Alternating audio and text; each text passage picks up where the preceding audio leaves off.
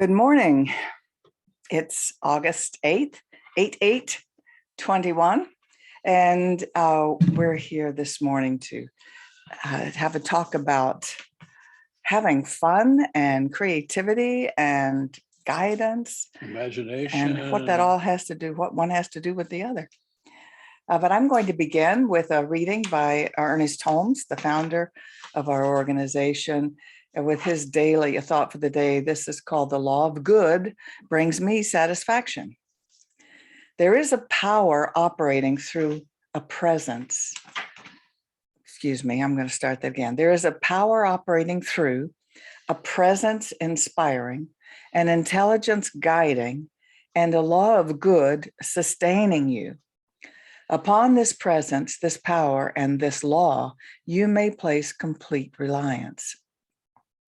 Because you live in this divine presence, and because it is in you, you may know that the creative law of good, which is infinite and which has all power, can do for you or bring to you anything and everything necessary to complete happiness. Its whole desire for you is one of freedom and joy. So say to yourself and with me, if you like, I know that freedom and joy are mine today. This freedom and joy spontaneously express themselves in my experience. There is nothing in me that can obstruct their passage. I permit them to flow through me in all their wonder and might. I am conscious of an infinite wisdom directing me. Whatever I ought to know, I do know. Whatever I ought to do, I shall do. Whatever belongs to me comes easily to me.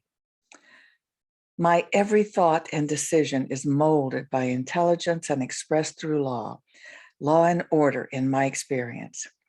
I not only think upon and realize the meaning of this truth, I am impelled to act upon it intelligently, creatively, without confusion, doubt, or hesitation. With joy, I enter into the fulfillment of life. And so it is. So, reading a prayer or saying it out loud like that can turn you around. If you're feeling down or focusing on the problems in your life instead of what can bring you joy, I think for me, these prayers just turn me around and have me focused on the good. And if it doesn't, then the suggestion I would make is read it again, read it more slowly, read it from the heart, read it with passion, read it until you can hear it in your heart. And I think very often we read a prayer with the idea that it will help us, but we're really kind of waiting to get to the end of it. And that when we're out of touch with our own creativity and imagination, one of the keys or one of the clues that I notice is that we're always getting ready for the end. We're always headed toward, well, when this is over, and if you think about your creativity and your imagination, like watching a movie, one of the worst things you can do with a movie is to watch it trying to figure out if you like it.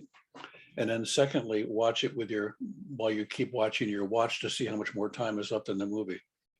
If you want to ruin the experience, think about when it's over and think about whether you like it or not, or whether it qualifies as a movie. If you want to engage in it, really connect with it, then what you want to do is to look at it and say, I'm really present for it. And if you can't be present for it, and you have the benefit we do of a DVR, wind it back up and start again. And if you ever take a movie that you've watched the first 10 minutes of it, but you didn't really watch it, and then you wind it back and you start it over again, oh, that's right, I should have paid attention to that. We're not paying attention to the moment very often. We're missing the opportunity in the moment, and we've already futured ourselves into a worst possible outcome, something we don't want to do. That's true. I like that. And I'd also like to say, Sure, there are so many movies out now being made by so many people that you have the right, if you get a quarter of the way through and say, this is just too slow or too this or too that, it's not for me, feel free to watch something else, And I like that. You could do the same thing with life. Exactly. You could be in the middle of a conversation and say, I've had it with this conversation. Yeah. Have you ever been in an talk argument about something else with someone and then said, I think this is a good place for me to stop. Typically, we don't do that. We say, I'm going to argue this thing through to the very end, I'm even gonna if be I'm right. wrong. That's right. I mean, we have the right to stop at any point in time when we're not present the way we want to be present and presence ourselves again. Exactly. So I'm going to backtrack and say where that prayer came from that Sure. I just read. That's from Ernest Holmes' 365. It's a collection of a thought for each day or prayer for each day. I think what I'm going to do is type in the prayer that I read when I post the video on our CSL site for Facebook. So it's CSL Palm Beach's website, Facebook page, and I'll type that in there along with any quotes that I share. Great. So we're talking about the importance of having fun and recreation. I remember because I guess I have to backtrack and say what was valued in my family growing up was hard work. That's what was really important, really valued. And having fun was for the kids. We were allowed to have fun, and we had a lot of fun. But we didn't see our parents having a lot of fun because hard work was what was valued. And we adopted that, or certainly I did as an adult. And I remember when I heard at the Fort Lauderdale Science of Mind Center, one of the ministers defined recreation as recreation. And that's what the word means, really, recreation. And it's like, oh, when I recreate, when I have fun, I am giving myself a space to create something new. It is just so important to have that rest, because that concept of hard work, pushing, does not allow for the inspiration. That means breathing in the inspiration of new creative ideas. Creativity requires play. It also requires that you dress properly for the occasion, mentally and spiritually. If you think about it, if you're going to go for a bike ride, you put on your biking clothes and you put on your helmet. If you're going to go to the ocean to go swimming, you get your scuba gear out, or your fins or your mask. If you're going to go for a picnic, you get your sunglasses and almost every pleasurable occasion, there is a kind of outfitting that you have to do. Why do we think that when we open our eyes, we should be outfitted to feel good without dressing for the occasion?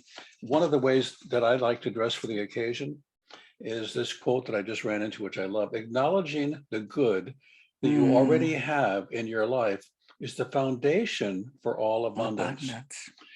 Acknowledging the good before you start. What happens is very often we are acknowledging the bad and the ugly. Well, things have really been bad. This has been a rough week. I don't know. Let's see if we can have some fun. Well, now that we've acknowledged what we don't want to have in our life, and we now have it in our mind, we're not dressed for a positive occasion. We're really dressed for the next combat situation. And so to redress our mind, it could be to move into a reading like you just did. It could be to move into prayer. It could be to move into meditation. So maybe the way to get to pleasure is to calm and quiet the mind so that pleasure is an option that you can truly embrace. Yeah, that's true. That goes back to what I was saying, that what I saw as the adult mode of being was work and worry. Yeah. And it's so easy to fall into that. It's so easy to adopt that and think you're not even doing a good job with your work unless you're working hard and striving. And, creativity and ideas from your own spirit, for you, messages can't come through when you're in that mode. Brene Brown said it beautifully. Brene Brown is a social worker. Brilliant woman. A PhD social worker who has researched shame and how it affects us. And she has a wonderful podcast. But she says this about this business of being still. She says, stillness is not about focusing on nothingness. It's about creating a clearing.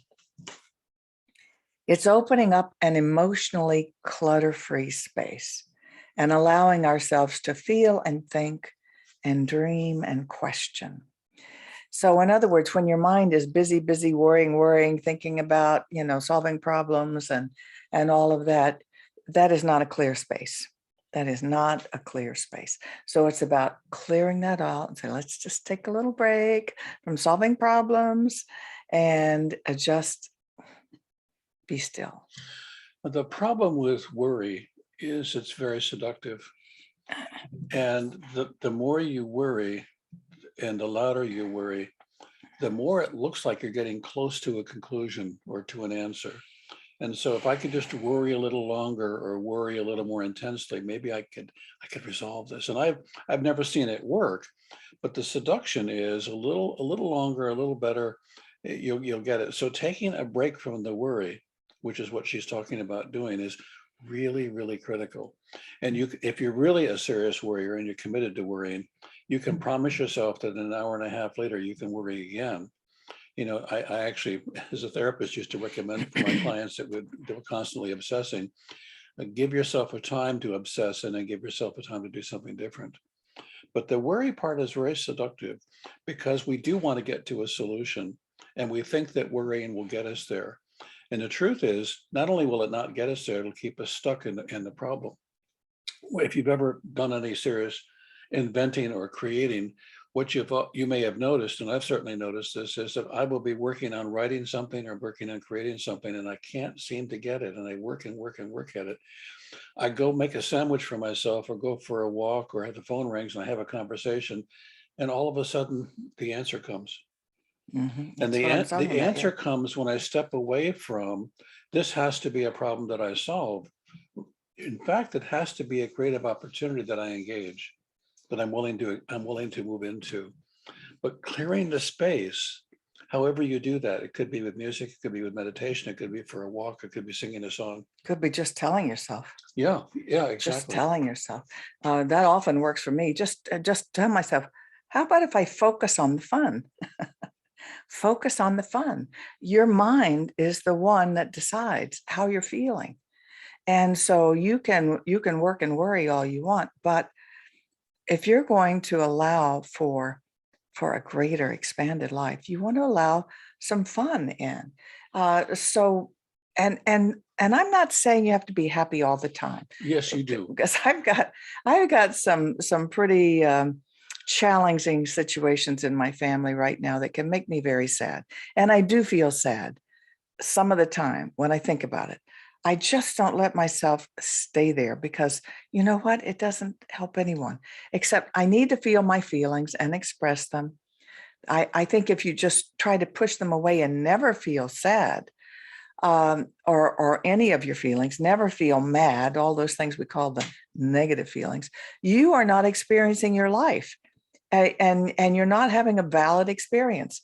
But you don't have to stay stuck there. You can feel those and say, okay, that's enough now. Now let me focus on the fun. Let me focus on what I can do to bring me greater joy, to bring me greater creativity. And that comes out of play. I was thinking about my 10-year-old grandson because he just had his birthday last week and he lives here locally. So I get to observe him. He plays all the time. Except when we went out to dinner and then he was bored because he couldn't play.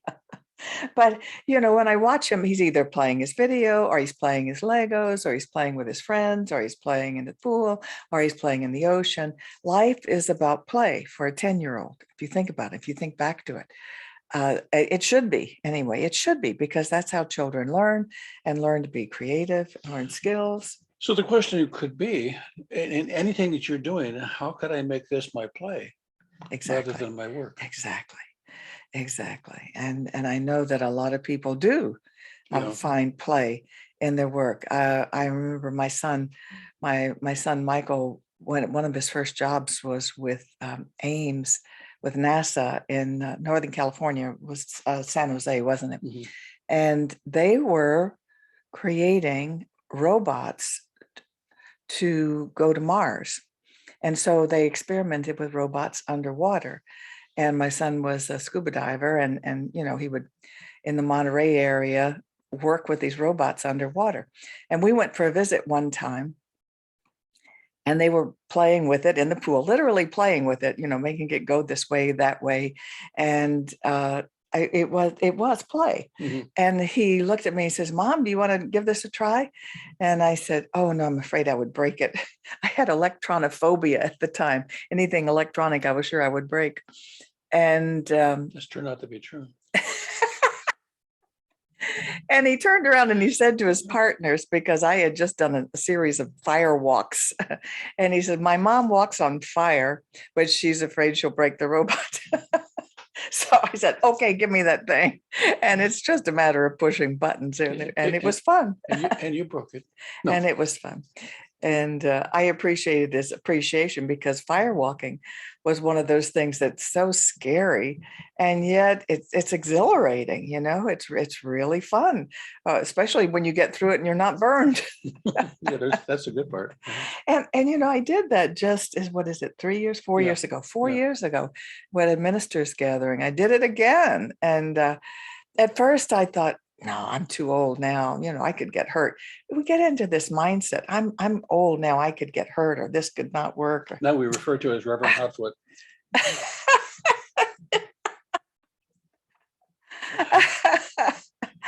It was great. I'm so glad I did it. I really needed the reminder that so much is right here. What you expect, what you believe, what you go for. And that's the good news. Because it's here, you can decide what it is you want to give your attention to, you want to give your focus to. Exactly. And I think that's what we're really talking about today, is the willingness to give up your position, or to give up your stand, and to either take no stand for a moment, or to allow yourself to float for a moment in a space that gives you a chance to reorganize, to rethink, what is this that I'm a part of and connected to. I would want to add to that too, in your mental state, not to be afraid to be outrageous. Yeah. Humor is, it's one of my best friends, but what humor is a serious exaggeration of the condition around you. And in that exaggeration, you get to release the stress and the frustration that you may have held on to, which reminds me of something that I was thinking earlier. I don't want to forget this. I was looking at a device that they had in the lab, and I said, "What is that at the top of it?" And they said, "This is a steam release." I said, "Release what?" "When the pressure gets to be really great, there has to be some place for it to go. And so there's a steam release valve." And I said, "So that doesn't stop the pressure from building?" "No." "It doesn't mean there's no pressure?" "No." "It means that there needs to be at some point enough release that the process can continue." Mm. And I thought, that's interesting, because with a lot of things that have been going on now around the COVID and the finances of the world and illness in the family, I found myself having to sit down, or wanting to sit down and talk to Judith about, this is what I'm feeling. And the initial part of that is, no, I don't really need to say anything about it. And then I said, well, maybe I do. So I go ahead and I say something about it. What I notice is it doesn't make it better. It just relieves the pressure, relieves the steam. It takes the top of the heat off of it. And I think we need to know that in our creative process, in our imagination, we have to be willing to release some of the tension, some of the stress that we have, however we can do that, to find that quiet place, that settled place where we can say, now I can have fun. Well, that's what the word express means. When you express your feelings, you are pushing them out. That's what it means, to press out.